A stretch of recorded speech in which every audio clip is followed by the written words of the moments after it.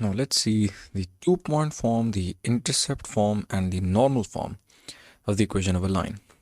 Now, the 2-point form of the equation of a straight line is written like this or like this.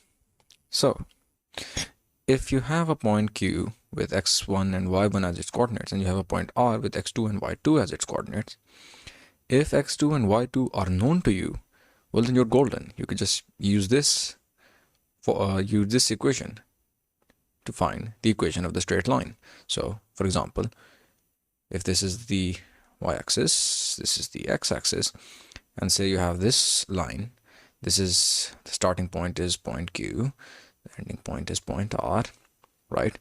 And the coordinates of Q are x1 and y1. Coordinates of R are x2 and y2. And if they are known to you, well, you just plug them in. Plug y2 over here, plug y1 over here, x2 over here, x1 over here, and x2 over here, and y2 over here. You know all these points. Well, then you can get it in the standard equation form of the straight line. It's fairly simple, right? Well, let's see the intercept form of the equation of a straight line. Okay, if the x-intercept A and the y-intercept B of a line are given to you, or if you find them out, you can also use this very simple formula to get the equation of the straight line. So, for example, again, let me just draw the axis, and let's just say you have this line, and you know the coordinate of this y-intercept. Obviously, the x value over here is 0 because, well, obviously it's 0.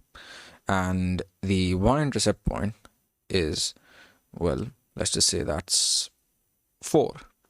And over here, let's just say the x-intercept, well, the x value would be, let's say, 3. And obviously the y value will be 0 because it's in alignment with the origin. So you have this, well, then it's fairly simple, right?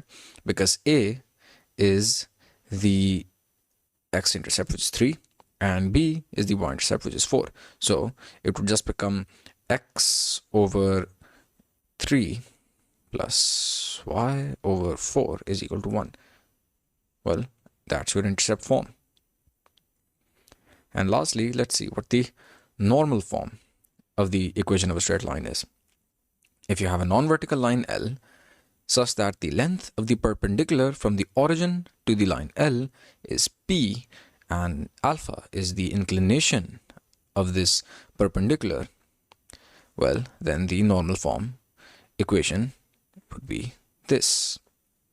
Okay, so just to clarify what they mean over here, let's look at an example. If you have, say, this line over here, okay, and you need to find its equation, well, then the perpendicular line that runs from any point over here till the origin, which is this point over here, well, let's just draw it out, right? So you must have a 90-degree angle between this line that runs to the origin and the actual line. Now look at this line that you have formed right now, and the length of this line is P, okay, and alpha is the inclination of this line, so this is alpha. Once you find these two things out, P and alpha, well, then you can find the equation of this line over here by using this method. X cos of alpha plus y sine of alpha is equal to the length of this line that runs from O till the line itself, that is perpendicular to the line itself, and that length is P over here. Okay, so yeah, this is fairly simple. For example, if you had alpha equal to, let's say, 60 degrees, and if P was equal to, say, 4, the length, well, then simply it would become x cos of 60 plus y sine of 60 is equal to 4, and that's your normal form equation.